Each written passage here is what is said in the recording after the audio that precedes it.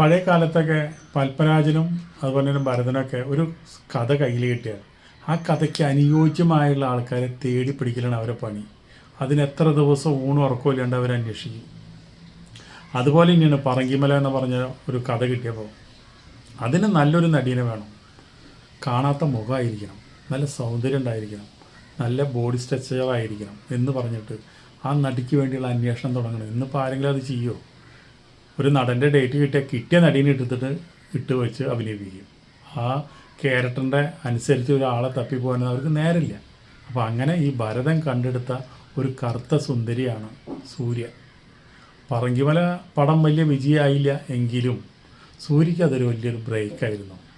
അതിനുശേഷം 1991 മഹായാനം, അഭയം, വിഷ്ണുലോകം, കയ്യെത്തും ദൂരത്ത്, പൂച്ചയ്ക്കാര് മണികെട്ടും, ഈ പിന്നെ മലയാള സിനിമയിലെ ഒരുപാട് പടങ്ങളിൽ സൂര്യ അഭിനയിച്ചു.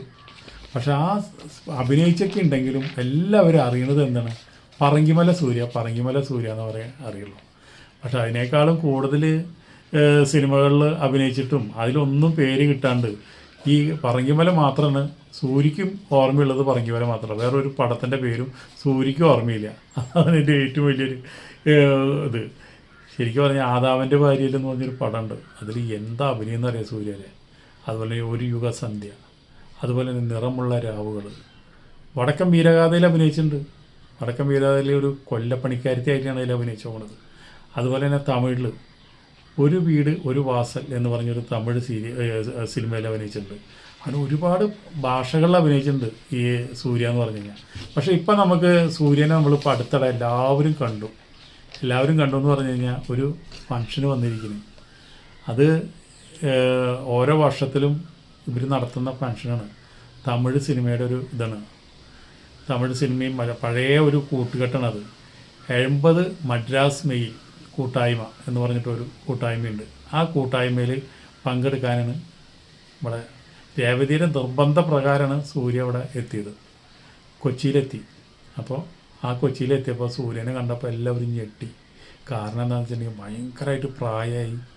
അന്നത്തെ കാലത്ത് സൂര്യയ്ക്ക് എന്തോരം ഫാൻസ് ഉണ്ടായിരുന്നെന്നറിയില്ല. അത്ര നല്ല മുഖമാണ്.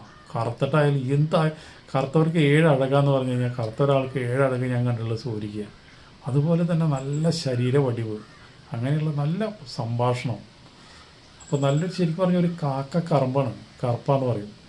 അപ്പോൾ ആ ഫങ്ഷന് വന്നപ്പോഴാണ് നമ്മൾ ഇത് സൂര്യ ആണോ എന്ന് നമ്മൾക്ക് ഞെട്ടിപ്പോയി. നമ്മൾ ഇത്രയും മാറ്റങ്ങളൊക്കെ ഒരു മനുഷ്യന് വരുമോ ഇത്രയും പ്രായമാകുമ്പോഴേക്കും നമ്മൾ ചിന്തിക്കുന്നത്. ഒറ്റ ആഴ്ച കൊണ്ടൊക്കെയാണ് ചിലപ്പോൾ ഓരോ ആൾക്കാരെ സൗന്ദര്യം പോയിട്ട് പെട്ടെന്ന് വാർദ്ധക്യം പിടിവിടുക. 60 വയസ്സ് 65 വയസ്സ് 70 വയസ്സെന്നൊക്കെ പറഞ്ഞ് ചിലപ്പോൾ ചെറുപ്പമെന്ന് പറഞ്ഞ് നടക്കും. പെട്ടെന്നായിരിക്കും വാർദ്ധക്യം പിടിപ്പെടുക. അതേപോലെ തന്നെ ഭയങ്കരമായിട്ട് വാർദ്ധക്യം പിടിപ്പെട്ടു. സൂര്യനെ കണ്ടറിയാണ്ടായി. അത് നടത്തത്തിൽ തന്നെ ചെറിയൊരു കാലിനെന്തൊക്കെയോ ഒരു ഇതൊക്കെ ഉണ്ടായിട്ട് വളരെയധികം ബുദ്ധിമുട്ടിയാണ് നടക്കുന്നത് തന്നെ. എന്തായാലും മേനകയ്ക്കും അതുപോലെ തന്നെ ഭാഗ്യലക്ഷ്മിക്കും അഭിമാനിക്കാം. നമ്മളെല്ലാവരും കാത്തിരുന്ന് പറഞ്ഞ ഒരു നടിയാണ് സൂര്യ. ആ സൂര്യനെ നിങ്ങൾക്ക് ഈ കൊച്ചിയിൽ കൊണ്ടുവരാനും ഞങ്ങൾക്കൊക്കെ പരിചയപ്പെടുത്തി തരാനും പറഞ്ഞതിൽ വലിയ സന്തോഷമുണ്ട്. ലാലേട്ടൻ്റെ കൂടെ മുൻനിരയിൽ തന്നെയാണ് ഇരുത്തിയത്. അപ്പോൾ ആ സൂര്യനൊക്കെയുള്ള വളരെ നിർബന്ധിച്ചിട്ടാണ് സൂര്യ വന്നത്. ശരിക്കും പറഞ്ഞാൽ സൂര്യ ആരോടും സിനിമാ ലോകമായിട്ട് യാതൊരു ബന്ധം വെച്ചിട്ടുണ്ടായിരുന്നില്ല. ഒരു ഒളിവ് ജീവിതം വേണമെങ്കിൽ എന്ന് പറയാം നമുക്ക്. അതേപോലെ ഒരു ഒളിവ് ജീവിതമാണ് സൂര്യയുടെ.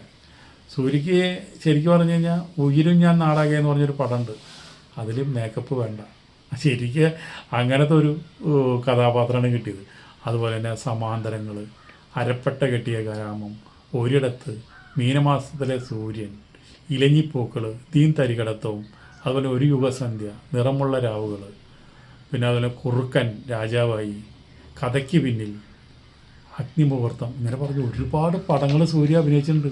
പക്ഷേ സൂര്യക്ക് ഇപ്പോഴും ഓർമ്മ ഇതിനൊരു കാരണം ഉണ്ടായി. എന്ന് വെച്ചാൽ സബിത ആനന്ദ് ഒരു കല്യാണത്തിന് ചെന്നപ്പോൾ ആ കല്യാണത്തിന് സൂര്യ വന്നിട്ടുണ്ടായിരുന്നു. സൂര്യയുടെ അടുത്തേക്ക് ചെന്നിട്ട് കണ്ട സന്തോഷം കൊണ്ട് ഇത്രയും നാൾ കണ്ടിട്ടില്ല. അപ്പോൾ ആ കണ്ട സന്തോഷം കൊണ്ട് ഓടിച്ചെന്ന് കെട്ടിപ്പിടിച്ചിട്ട് ചോദിച്ചു, എന്തൊക്കെ എൻ്റെ സിനിമ വിശേഷങ്ങൾ, എന്തൊക്കെ എൻ്റെ സിനിമയിൽ അഭിനയിക്കാത്ത, എന്താണ് സീരിയലിൽ അഭിനയിക്കാത്ത, എവിടെയാണ് എന്താണെന്നൊക്കെ ചോദിക്കുന്നത്. അപ്പോൾ സൂര്യ എടുത്ത വഴിക്ക് പറഞ്ഞെന്താ വെച്ചിട്ടുണ്ടെങ്കിൽ, നമുക്ക് സിനിമ വിശേഷം പറയണ്ട, നീ നിൻ്റെ വീട്ടുവിശേഷം പറയും, ഞാൻ എൻ്റെ വീട്ടുവിശേഷം പറയാം. എനിക്കതാണ് ഇഷ്ടം. ഞാൻ സിനിമ എന്ന് പറഞ്ഞ ലോകത്തു നിന്ന് എല്ലാം മറന്നു. ഞാൻ സിനിമ എല്ലാം ആ ഒരു കാലഘട്ടം ഞാൻ ആലോചിക്കാനായിട്ട് എനിക്ക് ഇഷ്ടമില്ല എന്ന് പറഞ്ഞത് നമ്മുടെ സൂര്യ. അപ്പോൾ അതെന്താണ്, ഇവിടുന്ന് നല്ല അനുഭവങ്ങളൊന്നും ഉണ്ടായിട്ടില്ല മലയാള സിനിമയിൽ നിന്ന്. അപ്പോൾ അതുകൊണ്ടാണ് അങ്ങനെ പറഞ്ഞത് എന്ന് എനിക്ക് തോന്നണം. അല്ലെങ്കിൽ ആ സിനിമേനെ കുറിച്ചല്ലേ രണ്ട് നടികൾ കാണുമ്പോൾ സംസാരിക്കുക, അതിൽ നിന്ന് ഭയങ്കരമായിട്ട് ഒഴിഞ്ഞു മാറി എന്നാണ് പറയണത്. സൂര്യ ശരിക്കും പറഞ്ഞാൽ നല്ല തമിഴിലൊക്കെ നന്നായി കത്തി നിൽക്കുന്ന സമയത്താണ് സൂര്യ ശരിക്കും പറഞ്ഞു കഴിഞ്ഞാൽ കല്യാണം കഴിച്ചത്. ഭർത്താവിൻ്റെ പേര് രംഗനാഥൻ. അദ്ദേഹത്തിന് സൂര്യക്കൊരു മകനുണ്ട്.